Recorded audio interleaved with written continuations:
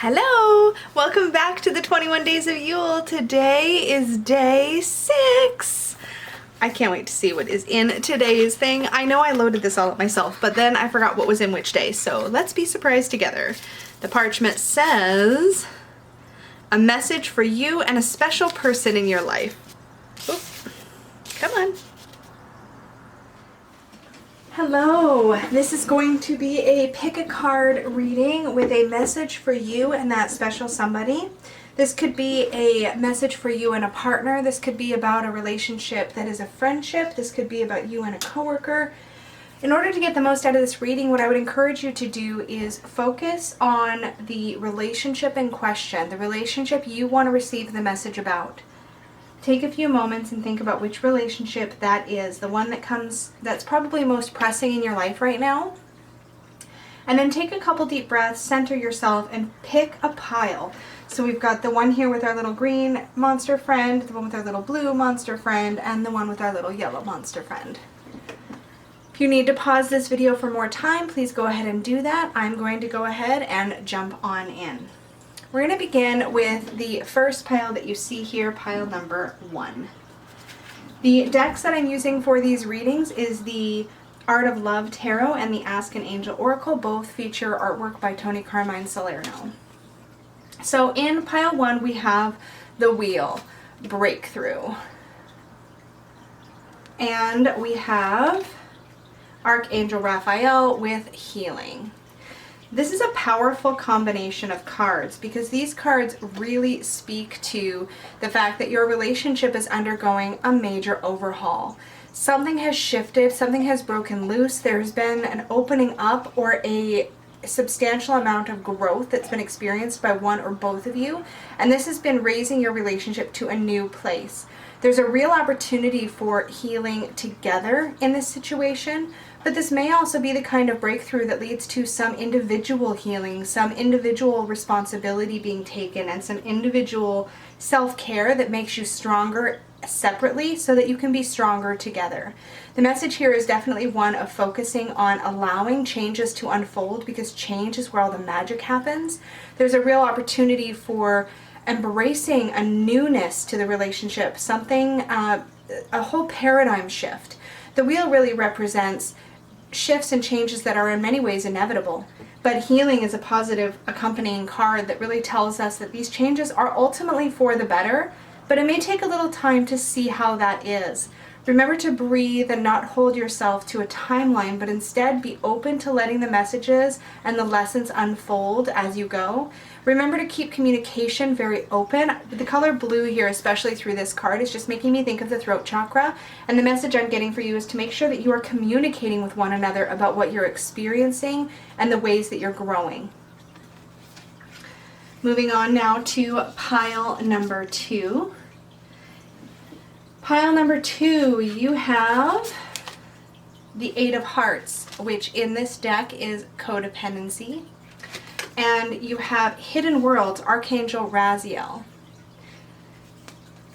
These two cards really speak to some challenges that have been going on in the relationship in question.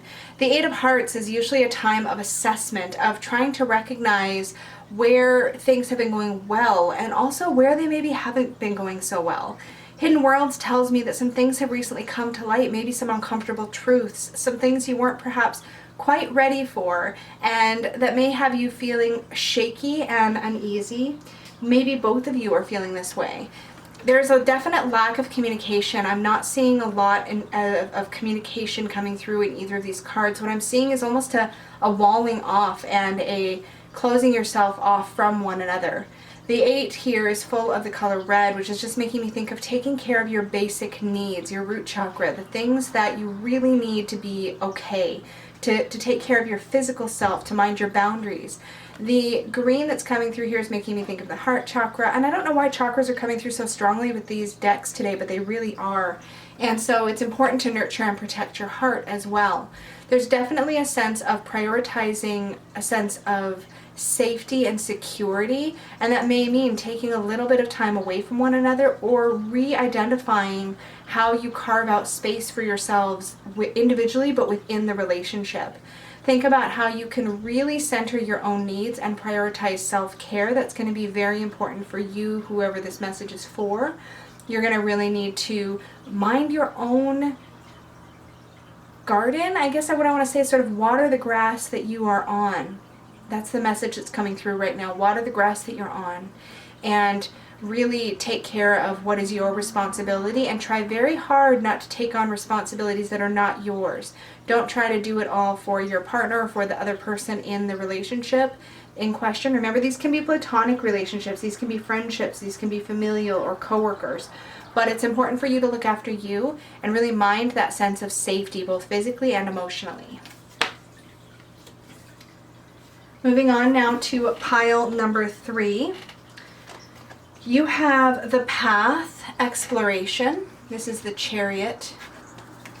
And Stillness. And these two cards have a really interesting dichotomy. One card is very much about movement and adventure, and the other card is very much about, this card here is very much about retreat, pulling inward, and being more introverted. And I'm actually getting the sense that you and the other person in question have slightly different needs in this regard. One of you is yearning for adventure and more outgoing type activities, more excitement, and the other one is really yearning to just curl inward. And sometimes this curling inward can be a self-protection thing, or it can simply be an introverted thing.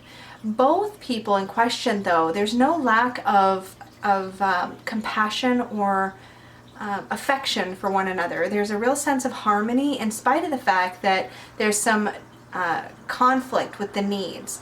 In this particular duo, what I'm seeing is a real need to meet together, to come together and discuss your needs. If one of you is feeling like they're not getting enough out time or enough of that excitement or enough of that engagement, and the other one is feeling a need for more quiet time, more stillness, more rest, that needs to be communicated. On the job, this can show up if you have a very demanding coworker who's very go, go, go, and you're like, okay, but I need time to learn and come up to speed, and that might be you over here. Conversely, you might be the person that's ready to go, go, go, and somebody else is like, whoa, we need to slow down, we need to take things in. But there's a definite slight difference in approach that's happening, and all that really needs to happen here is a little bit more discussion and a little bit more compromise. So whatever relationship is in question here, bring that compromise to the table and just be aware that you might be dealing with just something as simple as an extrovert and an introvert trying to find their middle ground, or it could be something a little bit deeper than that. But there's no desire on either party to cause discomfort to the other. There's just perhaps a lack of awareness that the other person needs something a little different than you need, and vice versa.